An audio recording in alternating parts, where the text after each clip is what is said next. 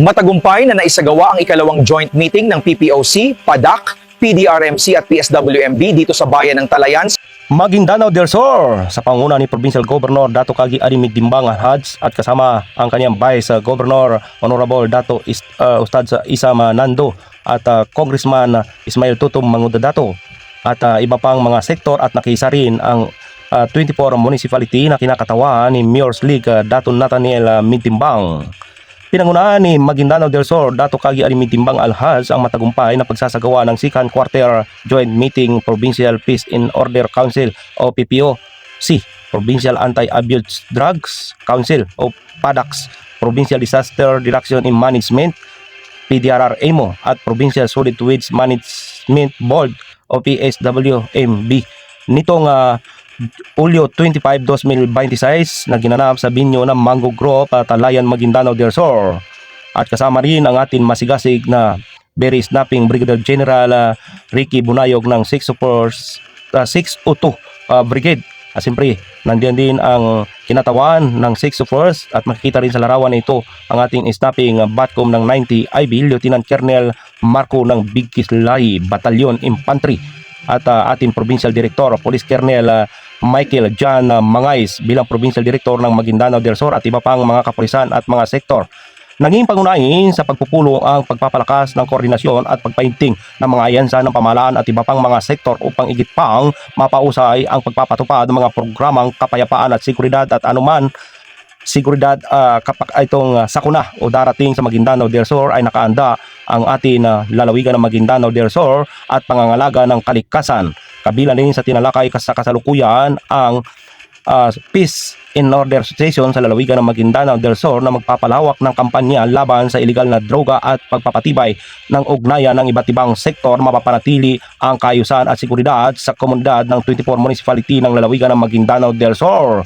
Kasama rin ang ating mga board member na kinilala na bilang Dato Yasir Puti alias Philip Salvador ng Maguindanao del Sur, Engineer Makakana board member Dato Raib Nando, nakisa rin sa pagpupulong at Ma'am Mangilin na board member at iba pa at makikita rin ang Municipal Mayor ng Dato Saudi Ampatuan, Honorable Basir Banjo Di Maukom Uto Senior at kinatawan ni Honorable Snapping Mayor ng Saripside Duna Mustafa Dato Sajid Andri Ampatuan at Sir Umar. At tinalakay rin ng mga konsiyo panglalawigan ang inisitiba na lalong palakasin ng Maguindanao del Sur patungo sa mas maunlad at iba pang emergency situation, kabilang na rin ang update ng mga disaster reduction in management ng mga programa upang igit pang maprotektaan ang buhay at kabuhayan ng mamamayan sa lalawigan ng Maguindanao del Sur. Kasabay nito, binigyang pansin din ng mga inisitiba ng solid waste management sa ilalim ng mga programa ng Give Heart Snapping Governor Kagi Arimid Dimbang na mga programang sa kapaligiran at iba pang mga layunin ng pamahalaan ng lalawigan ng Maguindanao del Sur na mapapanatili ang kalinisan at kaligtasan at matatag at maunlad ng Maguindanao del Sur. Ayon pa sa pamahalaan ng lalawigan, literal na ang pagpupulong sa apat na konsiyo mahalaga na upang tiyakin na mas epektibong koordinasyon at mabilis na tungo sa mga amon na tuloy-tuloy na pag-aatid ng mga serbisyong publiko sa mamamayan ng Maguindanao del Sur para sa kapakanan ng Maguindanao del Sur. Sa ilalim ng pamumuno ni Provincial Governor Kagi Arimid Dimbang, Give Heart, na makikita rin sa mga aktivity ng kasundaluhan na lagi siyang sumusuporta sa nagbalik loob sa pamahalaan at layunin niya na mawakasan ang mga anuman hindi ka nais-nais at lalong mapalakas ang kapayapaan at seguridad sa lalawigan ng Maguindanao del Sur. At narito rin ang amin eksklusibong panayam sa Vice Governor Dato Isam Nando kasama ang atin masigasig na ama ng lalawigan ng Maguindanao del Sur.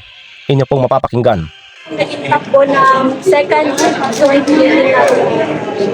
Alhamdulillah, naging matagumpay ang second joint PPOC, PADAC, PDRMC, and PSWMB meeting natin decided by our Honorable Governor at saka present naman ng mga concerned agencies, mga LGUs din natin.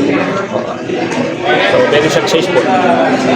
Sir, kumusta po ngayon ang peace and security measure po ng Provincial Council of Anti-Drugs, sir? At Isa po lang maganda ng source. Sa briefing kanina ng mga peace and security sector natin, both PNP and AFP, malaki ang pag-improve, pagbaba ng crime rates sa Maguindanao del Sur in this year kumpara sa last year. So, bibigyan din namin kayo ng mga kopya ng reports nila para makikita talaga nila. Vice, samantalahin ko na rin at nakikita ko po sa social media na medyo okay po at itong mga dumalo na itong from region o NCR, itong 7 municipality na isa po sa malaking akbang ito tungo sa mas maunlad na pamayanan, lalong-lalo na dito sa lalawigan ng Maguindanao del Sur. Itong ginagawang galing ba ito? Ano itong from Buluan, papunta ng GSKP, at nakita natin yung mga bako at operation. Paano ito, kailan po ito magagamit, Go? Yung tugon natin sa Yes, yes. flood control. Flood control. So sa ngayon, ongoing na yung yung programs ng dredging ng Buluan River papunta ng Ligawasan. Affected dito ang municipality of Mangunadato, Buluan, Pandag, Paglat, GSTP. So maganda naman ang progress, maganda rin ang participation ng mga LGU natin, concerned LGUs, pati na yung mga mamamayan natin sa mga municipalities na ito.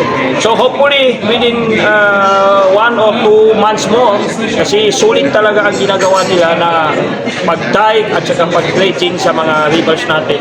Hopefully matugunan na yung mga flood problems sa mga area na yan.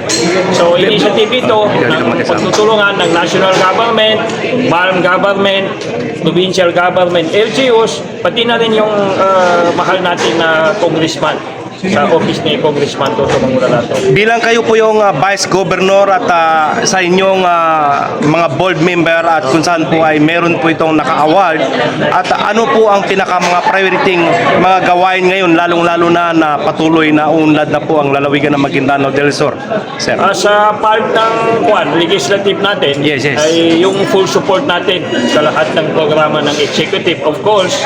And then, naka-akwan yan sa area ng education, peace and order, environment, patungkol sa pag-respond sa mga issues sa environment. At saka sa livelihood.